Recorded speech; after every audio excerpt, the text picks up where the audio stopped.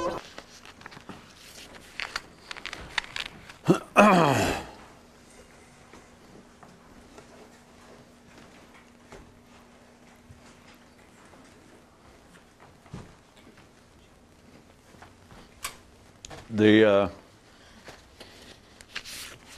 official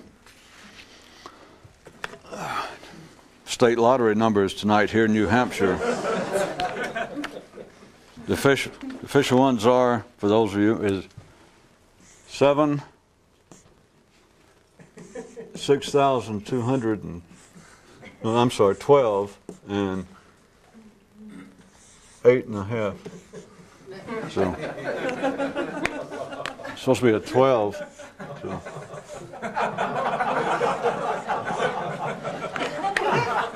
So congratulations to all the winners.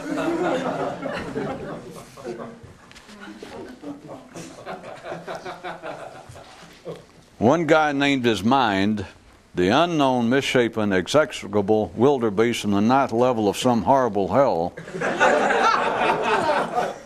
but then said it wouldn't return the favor. You suppose this is a joke of some sort? Or perhaps a comment on the mind's general lack of any whimsy regarding itself?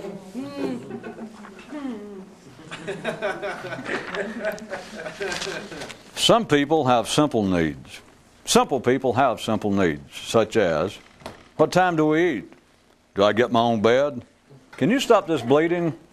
And will you lend me $1 million? And as unbelievable as it may sound, there are a few whose hungers go totally off the chart and out of range. The mystic's motto, if I've got it, I don't want it. Query time. Why will reasonable men not act without planning, but do otherwise regarding thinking? Now you know it's a joke query. One guy's books wouldn't sell because he had a name that, when printed in the author's normal position on the spine, always seemed to be part of whatever the title was. The heading of this item was to have been, Everything About Man Explained, but I figured that'd make it even more disturbing, what with most of you being men and all. Perhaps, suggested one hanger-on, we could consider a whole new approach. Mysticism for hamsters. Perhaps, a bumper sticker suddenly comes. Squeak if you love Buddha.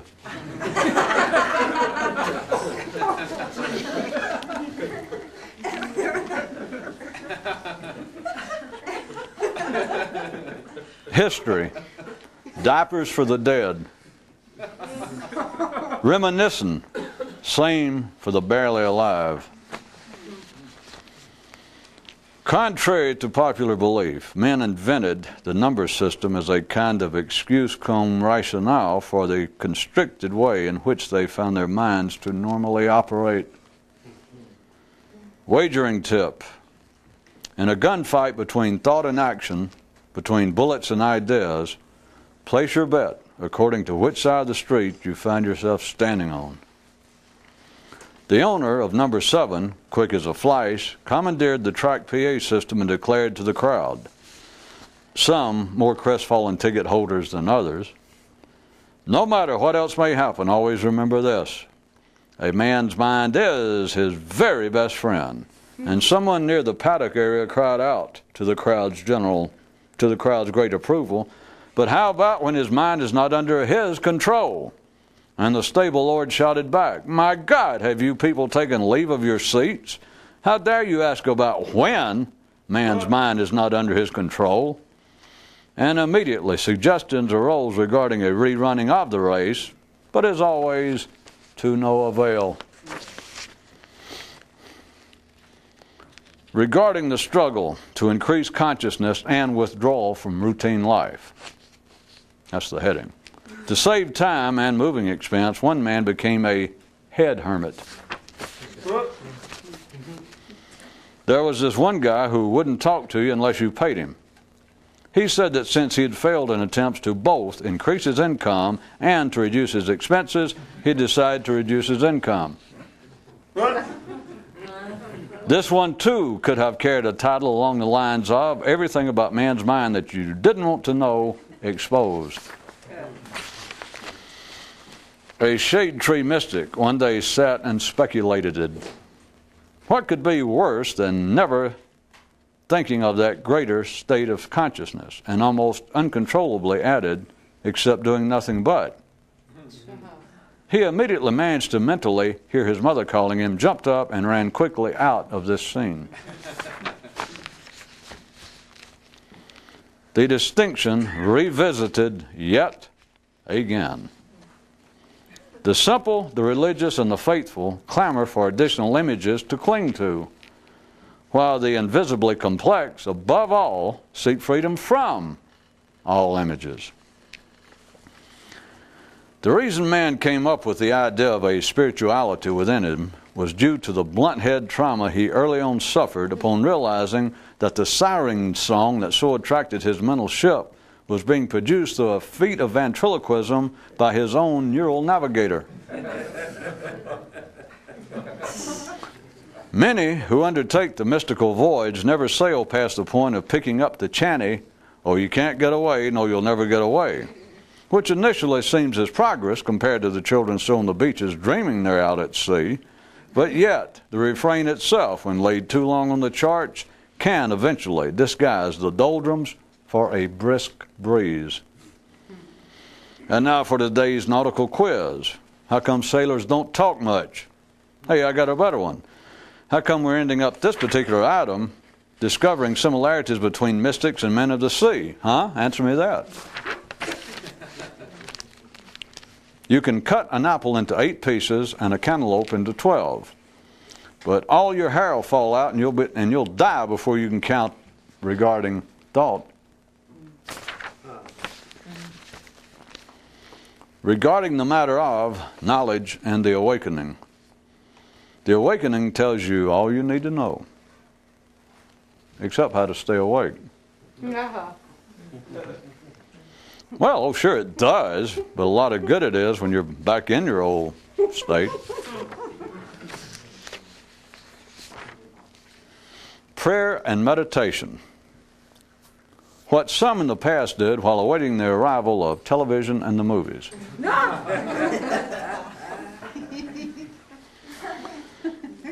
In simpler days, physical men were entertained by watching Christians thrown to lions. Now is by having recycled thoughts tossed at their mind.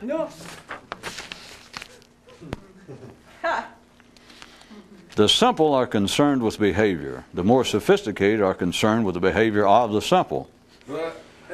In a make-believe better world, those of enlarged awareness would simply prefer to retire, maybe, to Key Largo.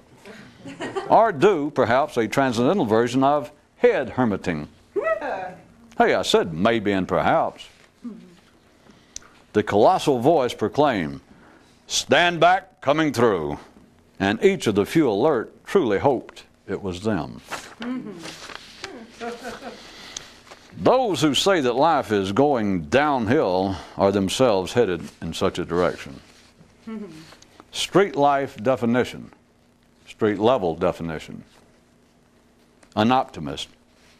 A pessimist suffering a mini stroke. As she pulled up the covers and rolled over, Zoroaster's girlfriend said, "Wake me when it's over." And he immediately reflected on the fact that that's just about the time when most people will find it possible to do so, when they're dead. And, shall we say perhaps, a bit late.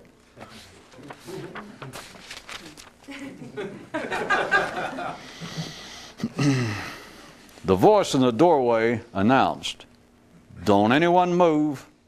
I have an explosive device." But no one inside had moved in years.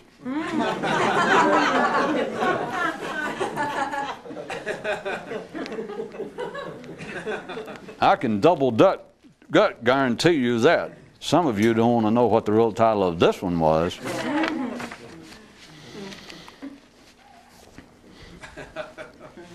It was decided that the matter would be once and for all settled in the middle of the town's main street, sometime around noon or so, by a showdown between the hombre with the history book and the sidewinder with the literary anthology. But then a tin horn with religious scripture turned up, demanding that he be allowed to participate. And geez, after that, the whole shebang began to unravel. The Territorial Educational Council later adopted the motto, "Sequential thinking is a terrible thing to waste on the mind, and especially vice versa partner."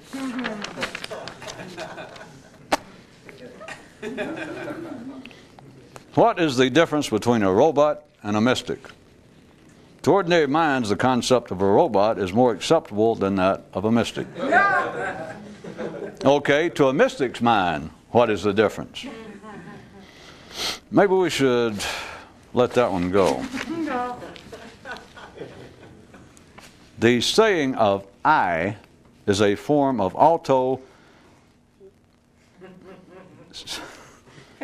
syncopathy, a sucking up to one's own imaginary ass.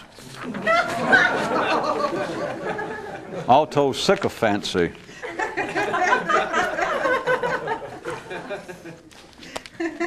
All right. The saying of I is a form of autosycophancy, a sucking up to one's own imaginary ass.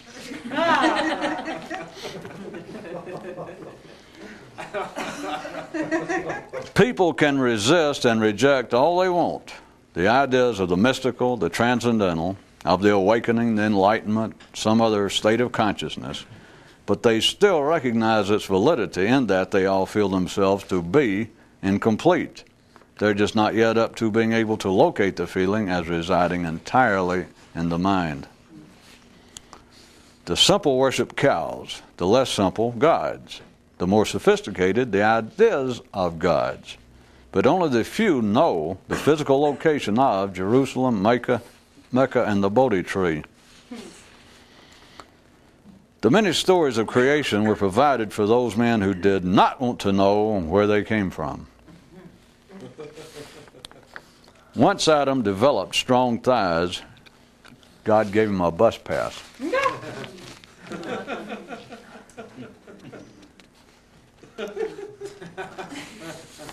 One man lived near a mystical school. Sometimes he lived closer, and sometimes further away. Okay, let's try it this way. How can you best describe man's routine state of consciousness to those in the routine state? Well, you see, that's the problem. You can't.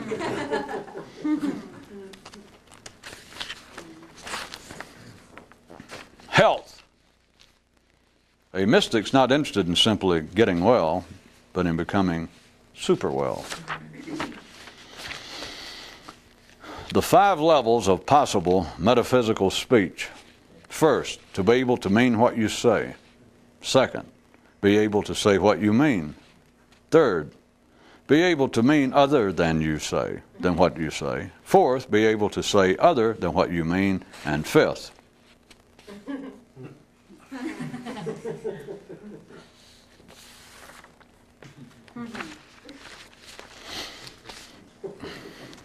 okay, a guy asked a mystic, let's get this straight. If you can't think your way out of it, and you can't do your way out of it, then how can you escape your routine condition? And the mystic replied, I couldn't agree more.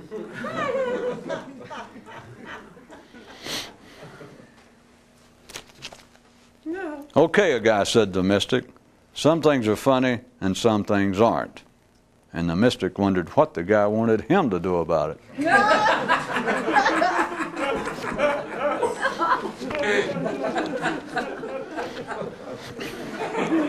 Okay, a guy said to a mystic, some of what you say makes sense to me and some of it doesn't. Do such distinctions arise because you do not always speak the same or because I do not always listen the same? And the mystic was tempted to tickle him under his little chinny chin chin.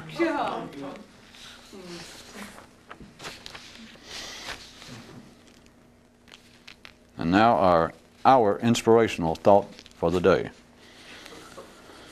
Depending on thought to cure uncertainty is like hanging up farts as air fresheners.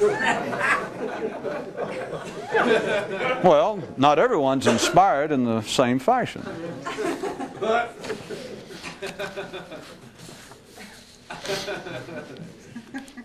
Another definition.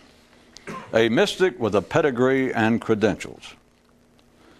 A one-legged fish with unlimited funds will take you and him anywhere you can afford. And a man who got a brief whiff of this, of what this meant, thought, boy, I'm glad that was brief.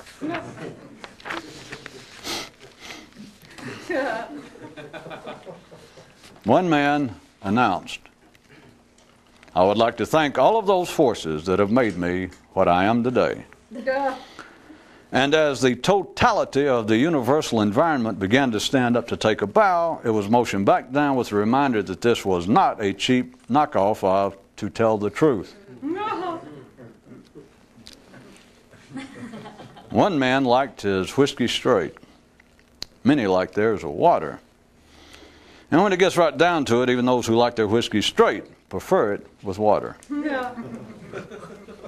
Question, is this why, amongst all human activities, that mysticism, contrary to all appearances, has no competing factions, no variations, and is a single whole, even though no one knows what it is?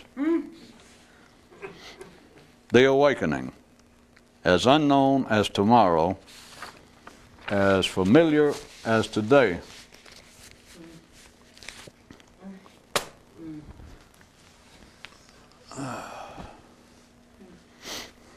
How comes it that every human on this planet is subject to,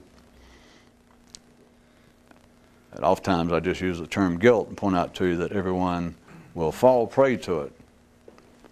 What is it that makes man feel they're incomplete? What is it that makes man feel incomplete if you are just up almost at routine 1994 neural speed? A little literary license. If you can free yourself from the belief that we are paying off some debt that our forefathers ran up with the gods. What is it in the makeup of the human nervous system or human life? So ordinary minds would want to take the latter approach, that us feeling guilty is in some way tied to circumstances, past connections with the environment, which can be explained verbally. But why is it that everyone feels incomplete? Can it be understood? The answer is yes. Can it be described? The answer is no, but that's not going to stop us. If it is in the human nervous system, which it is, and then the human nervous system only being able to breathe as it talks, of course, think/talk, but that's why hermetism is such a shrinking hobby. Or as we say over at the Federal Reserve, has such a shrinking tax base. We don't actually say that over at the Reserve Board. The main thing we talk about is how to steal your money. Well, that, and I'm not supposed to mention it. Jesus. No wonder I can't get promoted. Well, it's not really my fault. It's obviously a conspiracy within the conspiracy to keep me from rising.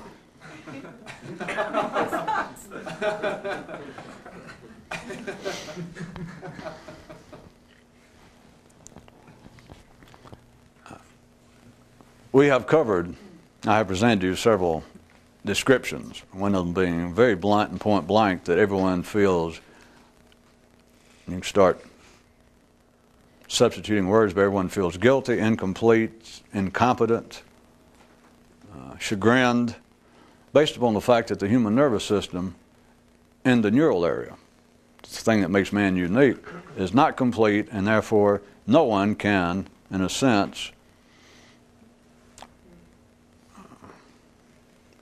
securely stand nude, figuratively speaking, before a mirror. That is, before one another.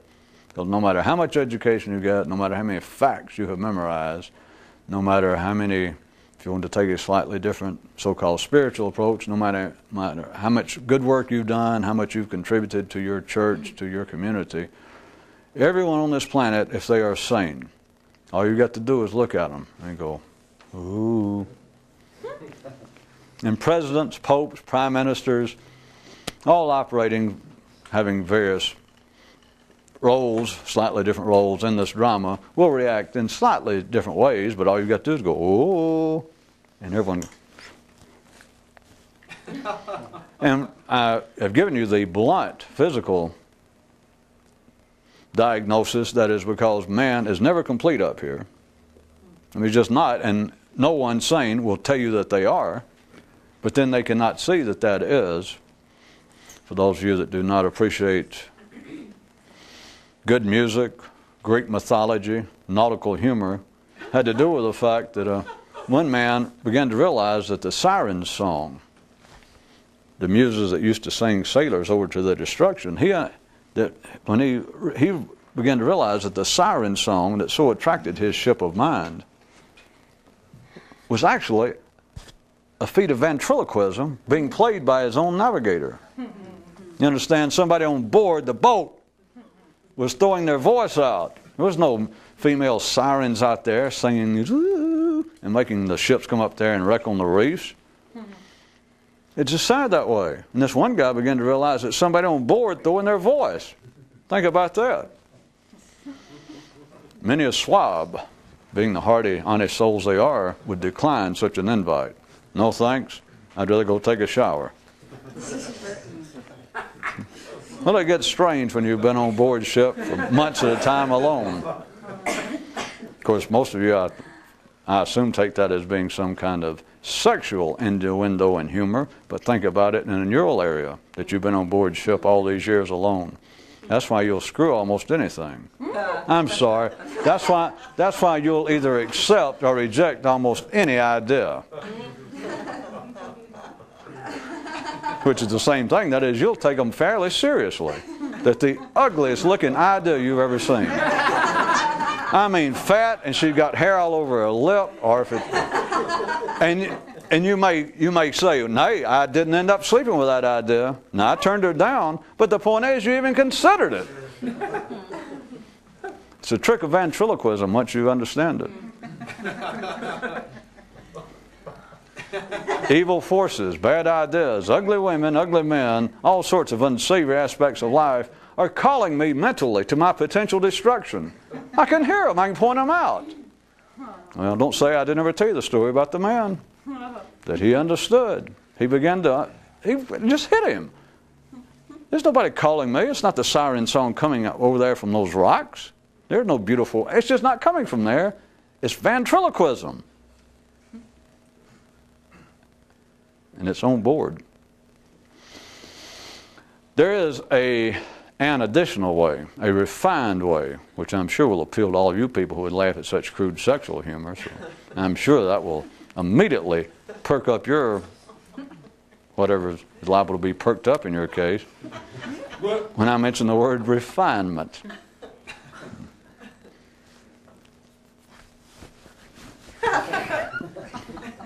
I can refine the description of why men are subject to feel incomplete. Well, let's refine the way in which it is apparently treated in life before I try to get you to look at it in a more specific manner. Not only the idea, not only the reality of people being subject to always feel some variation of guilt. That everyone, you can go, and everyone will sort of hang their head, make some excuse, engage in sham humility, engage in proud humility, shuffle their feet, shuffle your feet. But everyone, you cannot find a sane person on this planet that you can play, and them not react.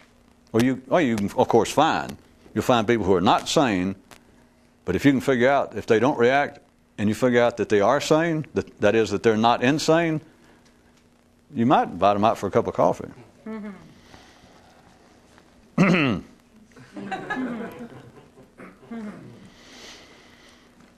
How about the idea of man being in need of specific, extreme, extra systemic assistance?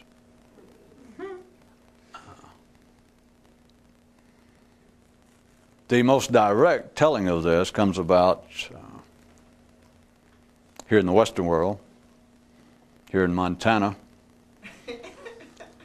Fundamentalist Christian corners, and it's been true in other times, but right now, I assume all of you have seen enough TV or read it in popular fiction or movies, the idea that man needs to be saved. It's not, since it's not a religious course, but I would point out, in case any of you have not enough background, Southern Baptists and Assemblies of Gods and whoever they are, they did not invent it, because the Greeks were talking about the same thing. It's where the word came from, I think. At any rate, the idea is it's put forth now that man needs to be saved from his sinful condition. That in some way he is not walking, he is not living in a manner that meets with the approval of God. And that he is lost, he is sinful. The idea is depicted in the Middle Ages, not taken literally by some of Dante's and Milton's great-great-grandchildren's, that if you are not saved through whatever method seems appropriate to the religion at hand in question, then you will suffer eternal consequences of having to see the mask over and over and over and over.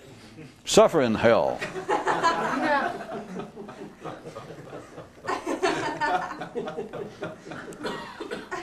I don't know why I said that. I've never seen it. Well, I've listened to Stairway to Heaven so many times. And I can't say listen to feelings, because that would torture. All right. Some of you, since you have to play feelings through eternity. And have other people suffering hell come up and say, as best they can talk, like jumping around and say, that was real good, and for your trouble, they tip you a dime. Maybe that's it.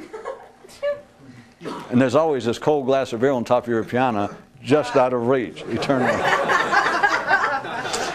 At any rate, the idea of being saved is a very old one. But think about it. I'm not singling out any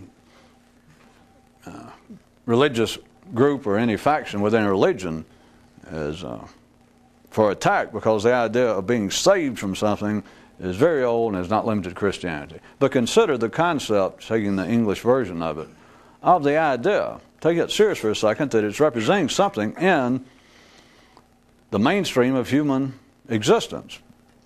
The idea that we need to be saved, not just assisted, not just some vague sensation that would be good, perhaps, to be an Episcopalian, because you might make good networking business contacts at church. Plus, they usually have the best organ in town, the best music.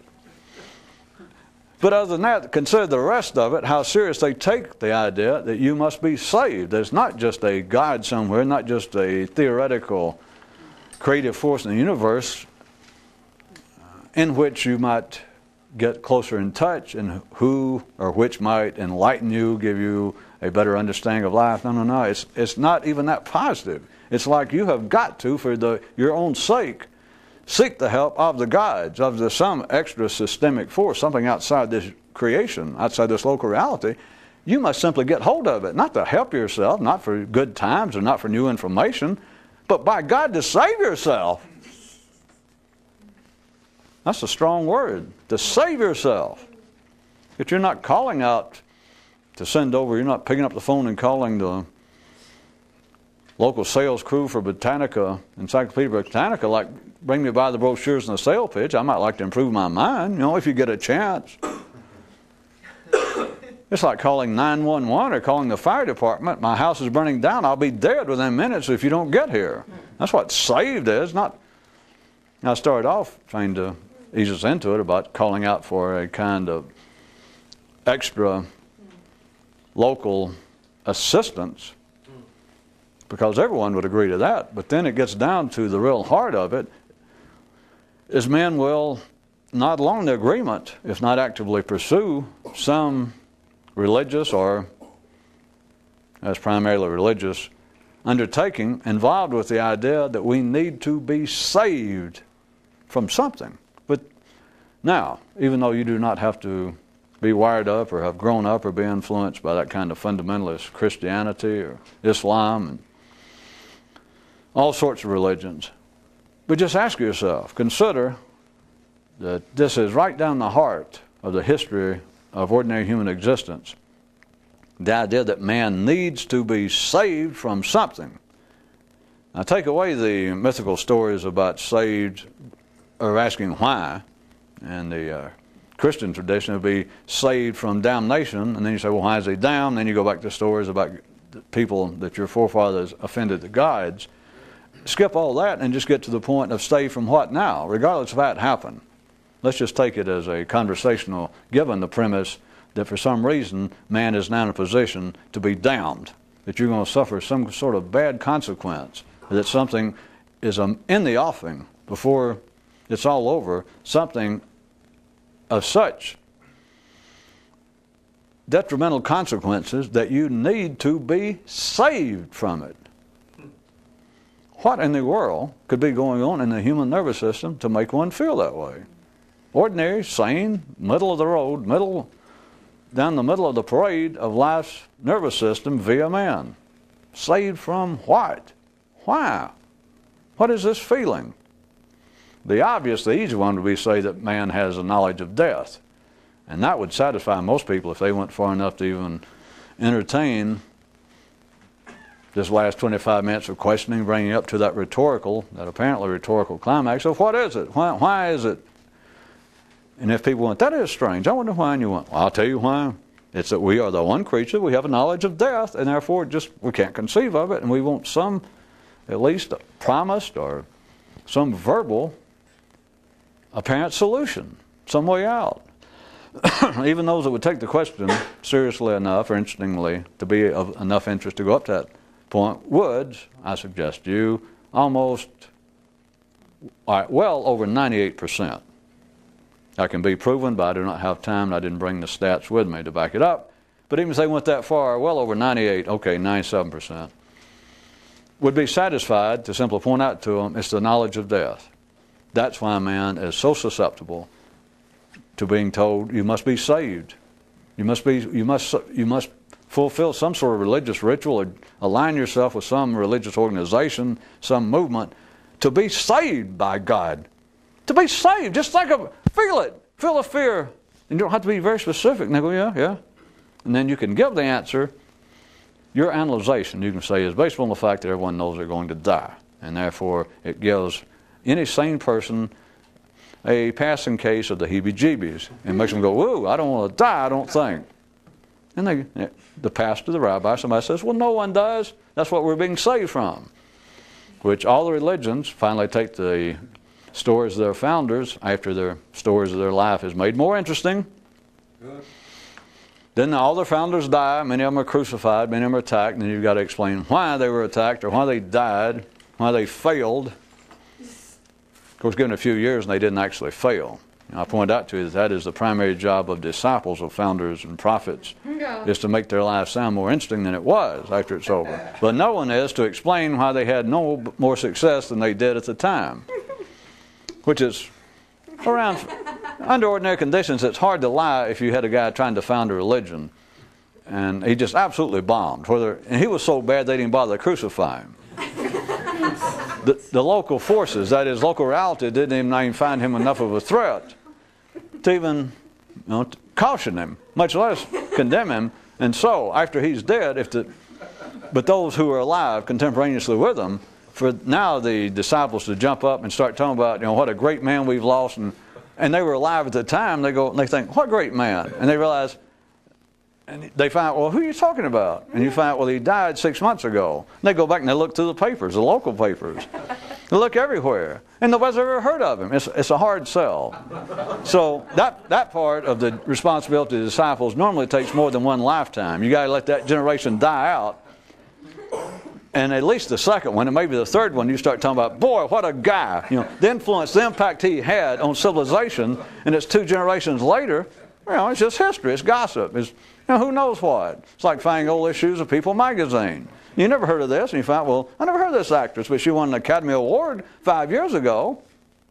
And if you're interested in the movie biz, show biz, you might think, God, well, that's interesting. I've never even heard of her. But won an Academy Award, hey, you know, it's my loss for not having heard of her. That's the same thing that disciples, one of their jobs they have to do when you don't get crucified. Because you get crucified, it takes up from having kind of had a bummed out tour. That is, you didn't sell out all the arenas. You weren't all that successful. But still, if you can manage to get crucified, that can speed up the process. But back to where we were. The idea of being saved from something. If you get past any question right now about, well, how did we get here, and all the worldwide mythical stories about men offending the gods, and so now they've been cursed, they must be, and reverse the process. The idea of death also, what I was going to get you to look at right quick, they all end up having to say one way or the other that somebody died, that this guy was crucified, that he went through some process, and not just Jesus or all over the world, that he did it so that you don't actually die. Whew. Boy, well, that's all most people want to hear. That's it. They'll say, well, where do I join up? Where can I hear this? Do you talk like this 52 weeks a year? If I come to your service, anytime, if I just, whatever week I'm feeling kind of down and out, feeling like I might die, the fear of death begins to cloud my little mind, you mean I can show up on a Tuesday or Thursday or Saturday, which is why you've got religions with different days, because everybody doesn't get the blues on the same day of the week. Which helps to have dual citizenship in more than one religion sometimes. For people who are prone to get depressed more than the norm, more than once a week. But you ask, does that mean that I can show up here once a week or whenever I'm in the need, and you will point out to me that, no, you know, Prophet so-and-so, our great yogi so-and-so died. He died. I mean, a horrible death. Died of terminal, what do you call it, stuff you get on your elbows that looks so yucky? Groover syndrome. That he died this horrible, this despicable, this detestable death. He died under such lowly conditions so that you do not have to die if you are one of his followers. That will satisfy most people. And they not only, and I'm not saying that satisfies them just to socially have a place to go prop up whenever they need be. It also would satisfy the question, were they to take it in a more specific manner that I presented earlier, as to from whence cometh. What is it in man that makes him such a pre-qualified prospect for being sold the idea that he needs to be saved? Don't just settle with death. That is so easy, and it's another one of life's tricks, if you want to look at it that way. If you're getting tired of hearing that, it's another one of your own mind's tricks to keep you stupid, while making you think, no, I'm getting better. Because I used to worry about, why do people want to be religious, and why does sometimes even I get the urge, maybe I should go back to religion? I know what it is. It's my fear of death. Well, now I'm getting somewhere. Now, it can be refined even more than that, but consider that in various ways everyone will accept the idea that they need to be saved from something. And far removed from what would appear to be the socioeconomic parameters, don't write me. People, because I always like the one, maybe you people do, the story that goes, well, there are two great ones, that way, long time after Buddha, remember, the real Buddha, who didn't exist, but the guy, after he was dead, then they came up with the idea of, yeah, you can get enlightened.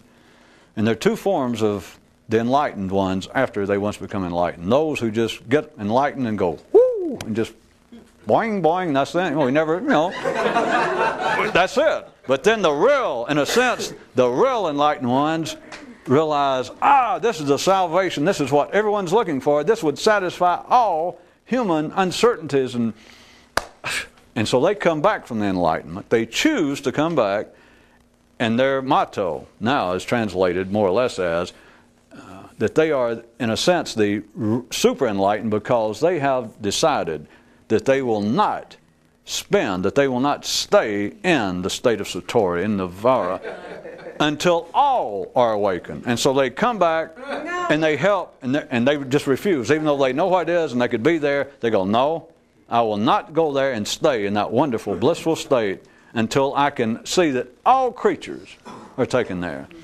The other version is within Islam, the mystical aspect of Sufism, that in many of the Sufi schools, the stories go, were actually the forefathers of many things. But one of them was the great works of art known as Persian carpets, that are such works, and many of them had mystical messages and symbols and etc. But that supposedly the real mystical carpet makers would always, right at the end or somewhere while doing it, purposefully make a mistake so as to remind themselves and everyone else that only Allah is perfect. Those are two great stories. That is, they both explain the inevitable, but they explain it in metaphysical terms as though it were the choice of superconscious people. Yeah. I stopped for that.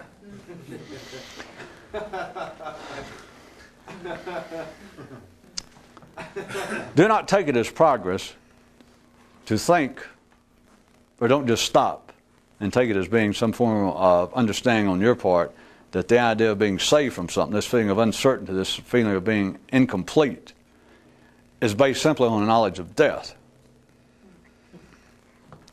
That won't do you any good.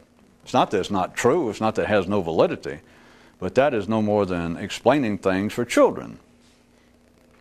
That is, if you remember one of the other stories, that is, the great father, after he saw that Adam could really get around and walk around and begin to think, he patted him on the head and said, good boy, now go out and play. That's all you've got. But the idea that you need to be saved from something, now I was going to refine it by shifting the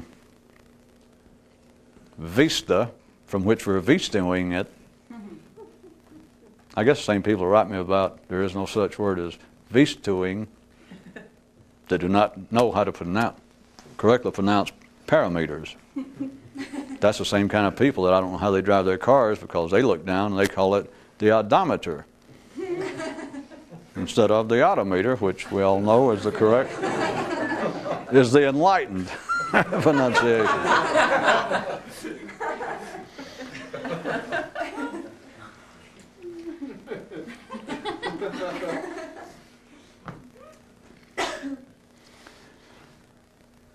Why is it, and now we've got to take lots of liberties, which, as you might notice, I'm going to have to start doing, or I've started doing, and I can't go back and condition, warn, couch, bring out those little intellectual spongy things that get on your floor when you open a package and try to pack them around your potential understanding so as not to bruise it. It's only ordinary minds worried about blunt head trauma. Because if you're ever going to see what's going on, you got to be the kind of dog prepared to successfully chase parked cars and not be harmed. If you run up against plate glass windows while everyone else thinks they're peeking in to see what's on sale, you have to run right up against them. I don't mean figuratively, just run right up and stop. Now, so how are you going to see anything bluntly when there is that to be seen bluntly, while everyone else dances, while everyone else pirouettes, while everyone else generally acts like some kind of candy ass dancing around, talking about, well, there's some things that men are not supposed to know, or there's certain metaphysical secrets hidden from all but the gods. Mystics have got to not be prepared to suffer, but they have got to seek out that kind of blunt head trauma. For those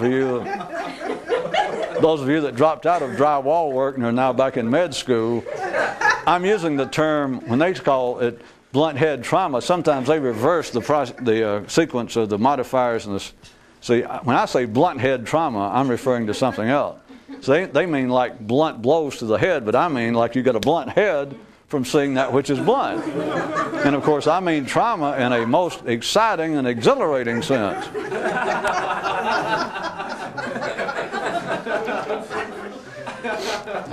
The blunt head trauma of the mystical is, what I was going to say was I'm not going back and try to take up every little bit, because I tell you, I stand here and say many things just as an outright statement. I say, well, you know, history's been such and such, when you know damn well it hasn't, or you know that what I'm saying is not the accepted lemming of history, or in a sense you might take a bit more seriously, which can trip you up, is I just start saying, well, mystical schools do this and that, or the history of mysticism is this and this, which if you could be the world's leading expert, academic expert in the world of mysticism and all such as this, and I can stand here and just make some blank statement, just keep going, and you could go, I never heard of that. That's not part of the history of Western or Eastern mysticism. So what?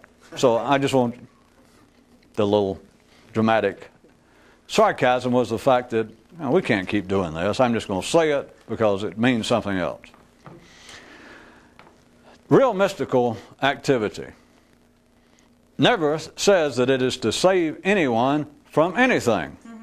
Never.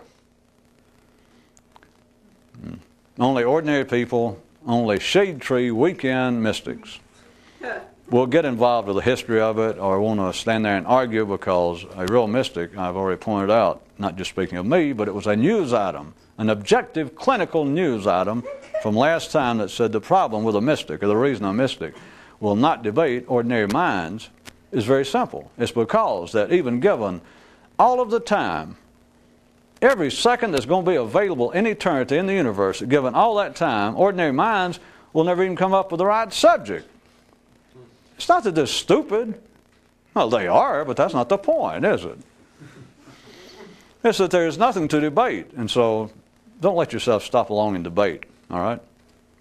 And of course, many people to themselves go, okay, well, how about, is that right with you? All right. And of course, some of your minds go, well, except for that one statement. I'll just have to hold that in somewhat of abeyance.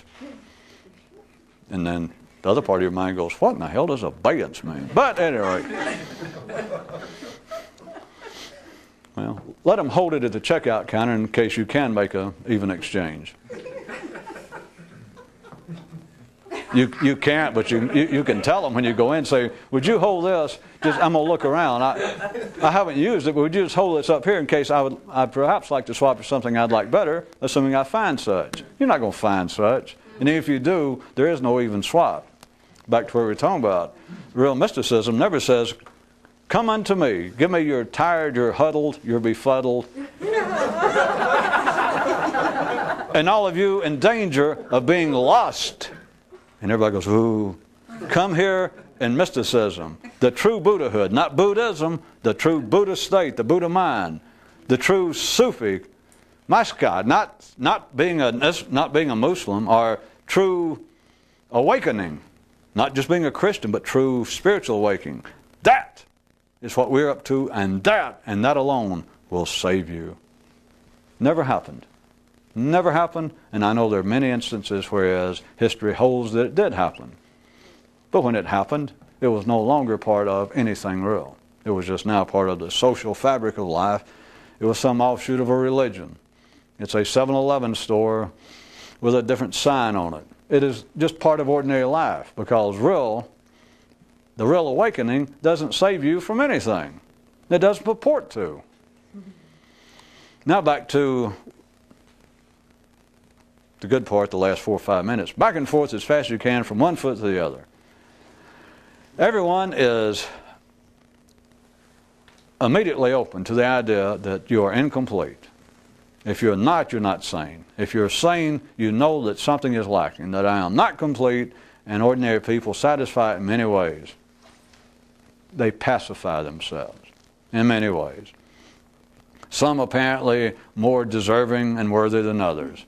That from the more sophisticated, civilized view, people out attempting to drink their way into a feeling of completion, drug their way, sex their way, eat their way, even success their way, become so rich that you will complete yourself. Though a bit more sophisticated at the ordinary level, even look askance upon that and they would say, well, I am pursuing more intellectual, more spiritual, more internal, more humane pursuits, such as I am attempting to pursue my education further. I am studying religion. I am studying some spiritual discipline on the side. The point being, down the middle of that, everyone is subject to. If they're sane, that's one of the proofs. Do you feel incomplete? And everyone understands whether they would ever use these terms. They understand that anyone who says, no, I'm perfect, you don't have to hear much more. If you're sane yourself and you're an ordinary, square, middle-class person, you immediately take a step aside. You don't even know what's coming next, but you know it's going to be some version, probably, of, well, yes, I'm actually the Son of God. I'm actually Muhammad, without the beard this time around, and I'm a bit taller than I was previous. If anybody, as soon as they say I'm perfect, or if you say, do you feel it all incomplete? And if someone says, well, absolutely not, you know something is wrong.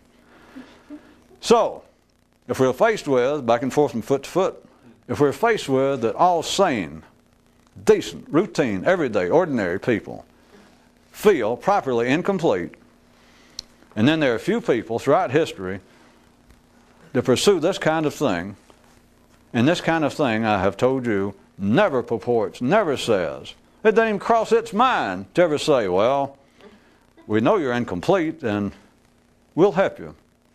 We'll save you from it. We know that you're probably going down the wrong road. But remember, everybody will react to that positively. If that's all it took as a sales pitch for mysticism, it'd be on the same footing as everything else. We could attract, if that was the intent, you could attract just as many people as an Amway distributorship.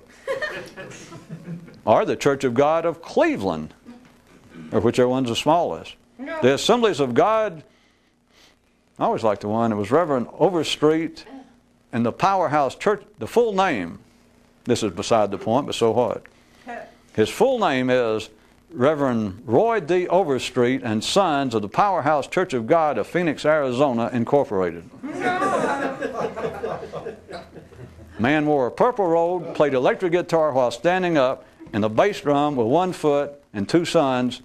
It took, I don't know what was going on, but it took 2 sons to play 1 tambourine. But they could get down, and they had the world's longest name, as far as I know, of a Christian church.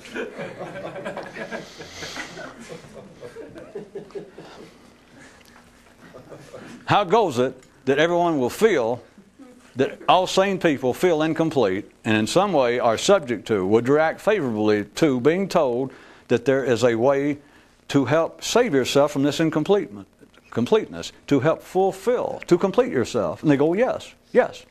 And as all of you should know on your own by now, there is nothing available in everyday life that will fulfill that. Many things claim to, from psychiatry to religion.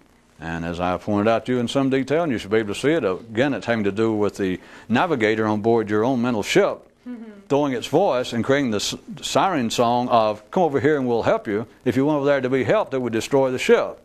Religion is not going to satisfy a man. Psychiatry is not going to satisfy a man any more than the penal system will cure crime. Because in either case, either nowadays they've decided applicable to 2 and more instances, in either case, it would be self-defeating. If an ordinary man could be relieved of this feeling of incompleteness, he would be driven crazy. He would become the swine in which these outcast spirits that somebody else got rid of, the evil spirits, I guess we'd call now some kind of subconscious demons, they looked around, they thought, well, screw all this, because there was some great prophet was, told them all to get out of this person. They worked this great charm and told the great spirits to run over a cliff and be dead. And they thought, run over a cliff, I'll be down. And they looked around, they saw some poor other schmuck sitting over there fishing or something. They thought, hey, we found a new home. You don't think about that? It's the same thing as the throwing your voice and thinking, I hear salvation calling. Help. Help is just what? Just a shipwreck away. No. Back to where we were. How is it that all people, all sane, ordinary people, are quite subject to being told that there is a way out? To hearing that, yes, there is something that can be done. They go, yes, and there's not. They cannot find it. It does not stop it from going on. They're not supposed to. But follow this. They can't find it And yet, I'm telling you, it's always been suspected that there has been something going on that I'm just going to tell you does, and even by some accounts, does work. Normally referred to as the mystical, the great work, the something or other. That does work. So here we got it, for the sake of ending up with balanced finger pointings, that we have that all men feel incomplete and are properly open to hearing that there's a way to overcome this, to fulfill this lacking. But the only thing that can do it is an awakening of consciousness. Well, now we're getting somewhere, it's balance. Except the awakening of consciousness, the kind of activity that does it personally, not some school, not some theory, because the theory don't do it. But the very thing that does do it never says we can do that. And it certainly never says we can help, much less we can save you. Do you understand the justice of it? That everyone is open to it, and they will pursue things all the way from attempting to be a good citizen, to attempting to further their education, to raise their social position, to do more for their family, to leave an inheritance to their ancestors. They'll do all of that. But and none of it works. I mean, it can't be a secret. Well, it is to ordinary people. We all know that. It's why Church of God ministers do not hurt for sermons. It's why we no longer have to wait, literally, to be entertained, to see Christians stoned to the lines. All you've got to do is, nowadays you've got electronic entertainment. It's a lot cheaper and easier than prayer and meditation and all that. And wait for them to simply, instead of throw Christians, is to hurl recycled ideas. Of course, the good thing is, when you're ordinary, you don't try to duck. You don't try to get out of the way. You keep throwing your head around, hoping one will hit you. So you got something to do besides let this thing go on by itself. Hell, turn on TV. What do you want to see? Hell, I don't care. Just turn it on.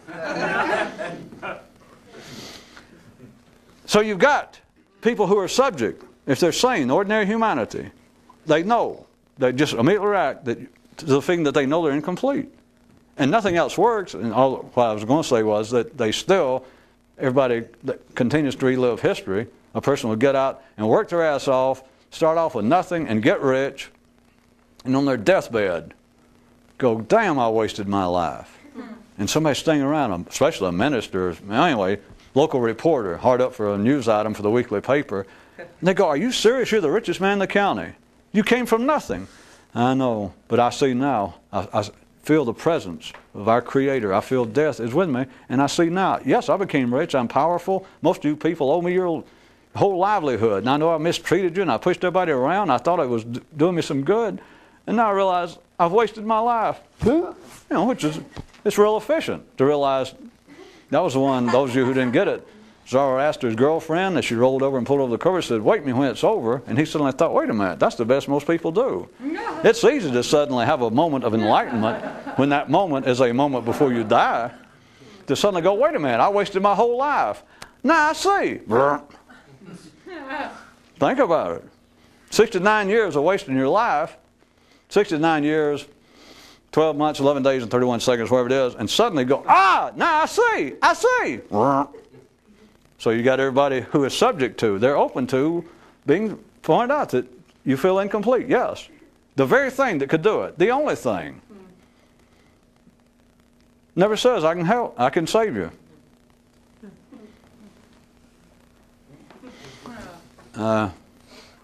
As always, to weasel out of it, I can say, well, next time I'll exposite on this more, for those of you that like parameters and autometers.